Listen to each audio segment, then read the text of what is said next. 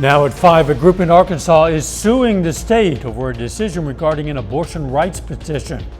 Plus, how a Joplin business is helping homeless people stay safe in the heat. And safety is the theme of day 2 of the Republican National Convention. I'm Natalie Brand in Milwaukee with what delegates say they want to hear, plus the Trump campaign's efforts to bring in more voters. The 4 states' most watched news starts now. Abortion advocates in Arkansas are suing the state for rejecting petitions for a ballot measure to scale back the state's ban on the procedure. This is KOAM News at 5. I'm Dow Quick. Arkansans for Limited Government is asking the state Supreme Court to reverse a decision by Secretary of State John Thurston not to count signatures submitted by their petitions. Thurston's office says the group didn't submit required documents related to the paid signature gatherers it used, but the group says it did. The petitions aim to add a constitutional amendment question to the ballot to prohibit laws banning abortion in the first 20 weeks of pregnancy and adding exceptions for later terms. The Always Buying Books bookstore in Joplin is helping people stay cool during the high temperatures. They're giving out water and cooling towels for people to take and distribute to others. They have 90 towels to distribute and say they want to help people avoid the danger that can come from being in the hot sun with no shelter. Just so hot, being dehydrated, being too hot, if they don't have, someplace they can go to get out of the heat. So this, just a little way of helping them. You can also find a list of area cooling centers on our website, koamnewsnow.com. We are getting some relief from the heat. Meteorologist Lindsay Gaffney joins us. Well, already getting a few showers earlier today. We've got overcast conditions out in Joplin. A few showers already passed by. We're having a bit of a lull before the cold front actually moves in this evening. So temperatures right now still a little bit warmer than what they're going to be over the next couple of days out in the western counties. 95 in Parsons, 96 in Independence, 92 in Sedan. A little cooler where we've already gotten some rain, 81 in Carthage, 82 in Joplin. We do have those showers still passing over towards Springfield and off to the east. And then we're going to start to see storms fire up later on this evening, starting off south of I-44. They could be strong to severe, and I'll have more details in just a bit. See you soon. Folks in Joplin today came out to Wildcat Glades Park to search for tiny wildlife. The Wildcat Glades Nature Group hosted a creek crawl in Shoal and Silver Creeks for people to learn about invertebrates and their life cycles. Attendees got out in the water seeking out the critters to study. Being so near a water source is really awesome for us because we do get to see things like water snakes and turtles and fish and all those big animals that people like to see. But we also today are focusing on those little tiny things that are such a huge indicator of the health of our water. This program is a partnership between the Nature Group, the Joplin Parks and Rec Department, and the Missouri Department of Conservation. Day 2 of the Republican National Convention gets underway tonight, with many delegates saying they feel more united than ever behind former President Donald Trump. Natalie Brand is in Milwaukee, Wisconsin with that story and what you can expect to hear tonight from the surprising list of speakers. Former President Trump's new running mate did a walkthrough on the convention floor this afternoon ahead of his big speech Wednesday night. Donald J. Trump. J.D. Vance joined Trump in the convention hall Monday when the former president brought the crowd to its feet, his right ear bandaged following Saturday's assassination attempt. You didn't have to see the tears.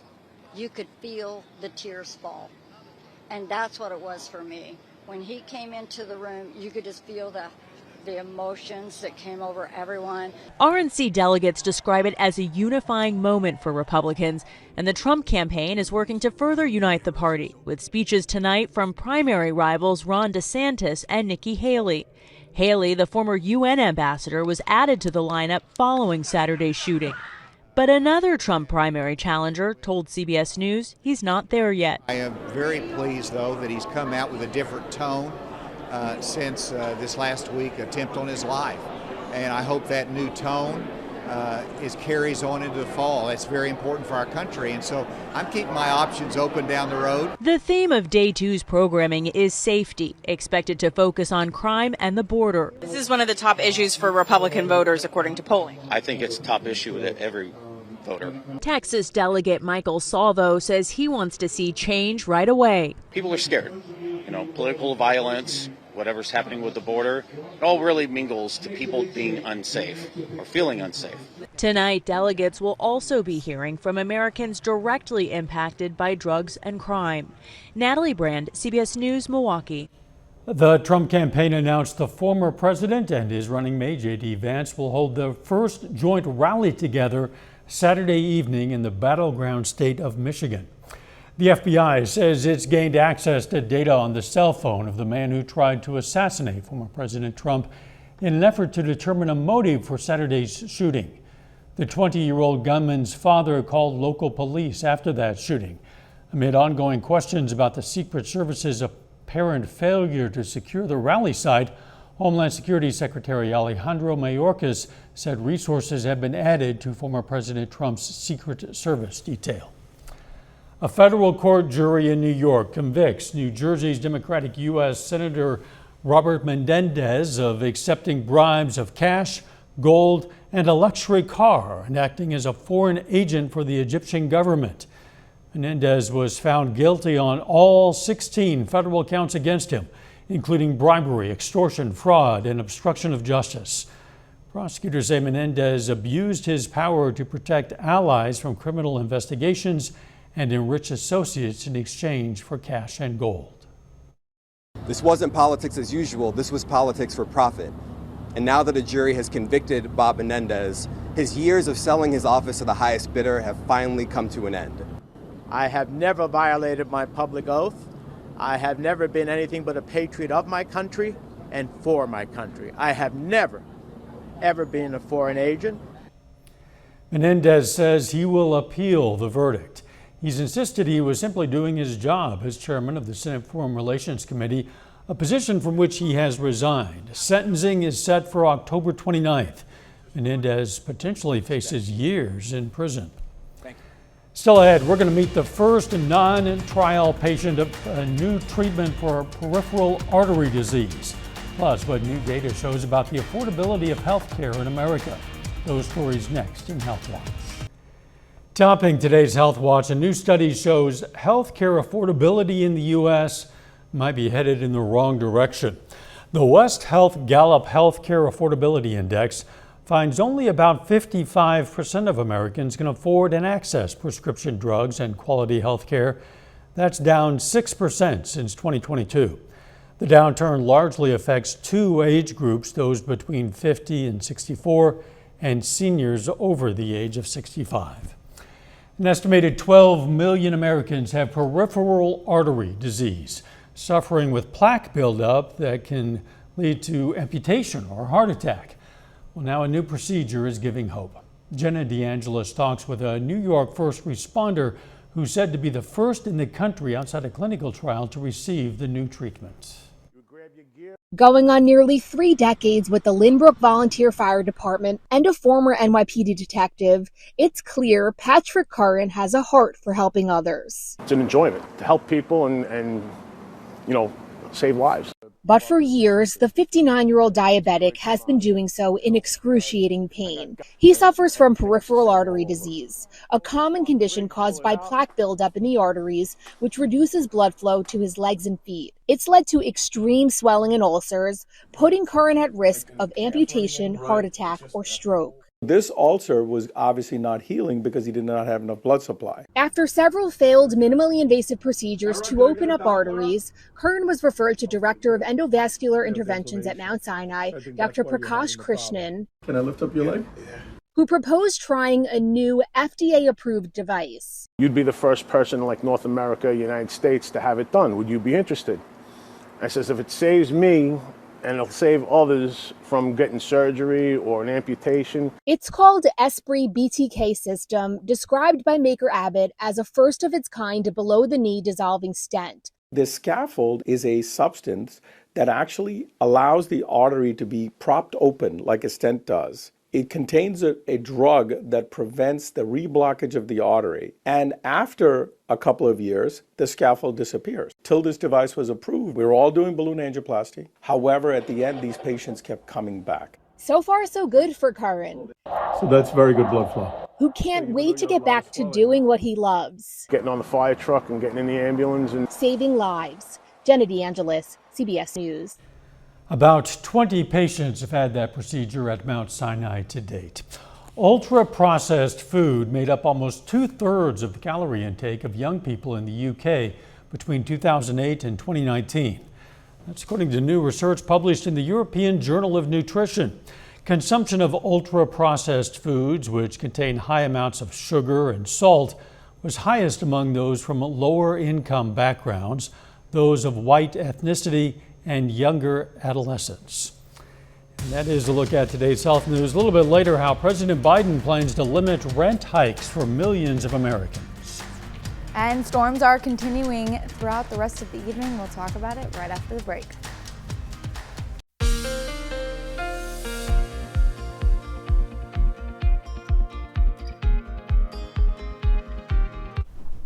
Well, it's been a hot couple of days, but now we have overcast conditions cooling off this evening. Indigo Sky Casino and Resort, you can see overcast out there. Across most of the area, we did have a few showers already passing by. This is not the main bulk of the storms. We've got the cold front coming in later on this evening. These are just a few showers ahead of time, which may weaken the storms that we're expecting a little bit later on this evening. Now, we're expecting them to come in about 9 p.m. south of I-44, but in our Joplin Metro, closer to about 11 p.m., maybe even midnight. And then throughout the overnight hours, we'll have strong to low and severe storms until about 7 a.m. Then they start to weaken. We do still have isolated chances of storms throughout the rest of the day on Wednesday, but that cold front is moving through tonight. It'll drop the temperatures, and we may see, like I said, some low and severe storms. We're at a level 2 out of 5 risk if you're in Pittsburgh, Joplin, or east towards Springfield. Everywhere else, you're in a very low risk, level 1 out of 5 risk for severe storms. So we're really not expecting a major threat with any of these storms, but they do fire up. We're going to expect to see quarter-sized hail, low threat for hail though. Main threat's going to be strong, damaging wind gusts 60 to 70 miles per hour and localized flooding as well. Some of these storms are going to be sitting over the same areas for a while. So we'll go ahead and look at the future track. About 9 p.m., so we had those showers already pass by. About 9 p.m. south of I-44, we got those strong to severe cells starting to fire up. This is going to be south of Joplin as well. Then we move into a little bit later, closer to 11:30. We start to see a few isolated storms popping up, moving into the Joplin Metro and south as well, right along the Kansas-Oklahoma border, and then in southern southwestern Missouri as well, all the way through South Springfield. These storms are going to continue to strengthen through the overnight hours and be moving right along this path south of Pittsburgh and in our southern to central counties as well. Like I said, some of these could be strong to severe. We would expect strong damaging wind gusts 60 to 70 miles per hour, which, as we've discovered before in some of these earlier storms this summer, they can be just as damaging as tornadoes. And then we also have localized flooding threat with some of these storms, especially due to the high moisture content in the atmosphere. It means these storms are going to be dropping some heavy rainfall as they pass by the area. So then we move into the overnight hours, 2:30, still a little bit less strong storms, but we are going to still see a few isolated storms throughout the overnight hours, 2:30, still in the same area, south of I-44, and then that cold front moves further south. Arkansas getting hit, Bella Vista, Veneta as well. So it's about 5 a.m. But then the Joplin Metro is clear. Clouds start to clear out in those northern counties. Then we move into the rest of the day on Wednesday. So we've still got like those isolated storms popping up, maybe a few showers as well towards the afternoon on Wednesday. And then overnight, a few more isolated showers as well. But these aren't going to be any type of threat that we're concerned about. Temperatures drop nearly 15 degrees after these storms pass by. And then we're looking right about average in the mid to lower 80s throughout the rest of the week, with few more chances of rain later on this weekend. The cooler temperatures certainly are welcome. Oh, on Thursday, Friday, they look fantastic. I'm looking forward to it. We all are. Thanks, Lindsay. The Paris Olympics are only 10 days away. Coming up, why some people are concerned about the cleanliness of one of the game's venues.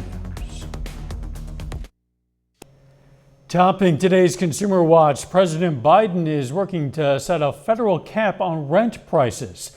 The president's plan would eliminate a tax benefit for landlords who increase their tenants' rent by more than 5% a year. It would only impact landlords who own more than 50 units, which represents about half of all rental properties. President Biden's plan would need to be approved by Congress before going into effect.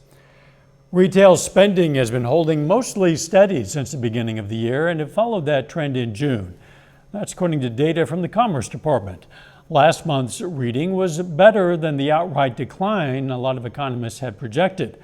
Consumer spending powers 2/3 of the U.S. economy.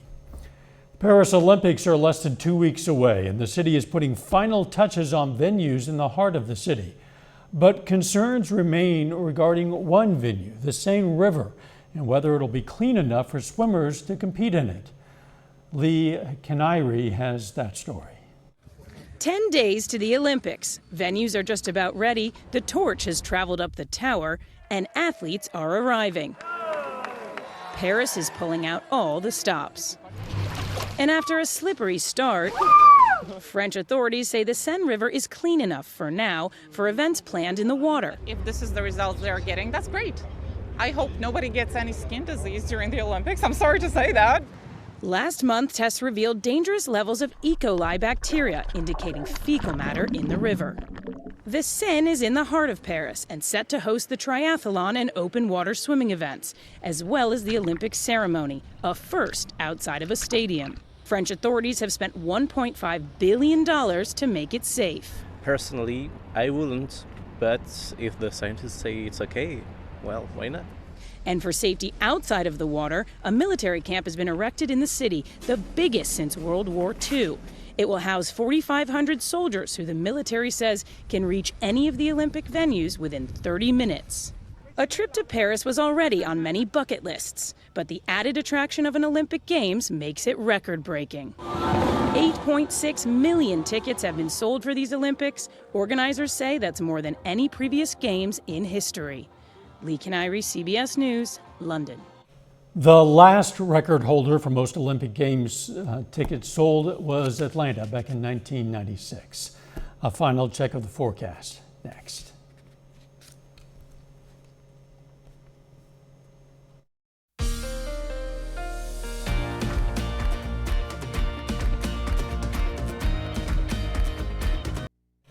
Up next on the CBS Evening News, the rise of union support and why Gen Z is leading the charge.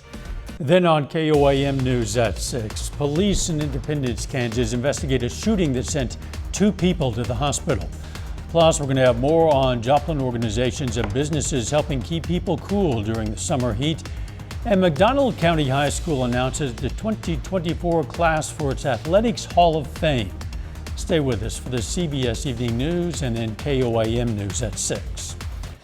Young basketball players in Galena, Kansas got a lesson on one of the most important part of the game, one of the most important skills. That would be scoring. Pure Heart Basketball hosted the scoring camp for students of all skill levels. Organizers say they want students to understand that developing these skills, like with most things, takes time and practice. So the preparation is first setting a realistic goal. And in setting that goal, helping them taking steps to get to that goal. So it's not the way I teach it is it's a 1 or 2% growth rate, meaning the work that you put in, you're looking for 1% or 2% of growth in every day that you put forth the effort to do so. Pure Heart Basketball is based in Galena and hosts regular training camps for students. Some of us have been getting a bit of rain. Others are going to get quite a lot of rain before the night's through. Yes, we do have a cold front moving through this evening, which is going to drop temperatures nearly 15 degrees from what we've seen the last couple of days. After that, we've got a few more chances later on this weekend. Thanks for joining us. We'll see you right back here for KOAM News at 6. Let's make it a great evening.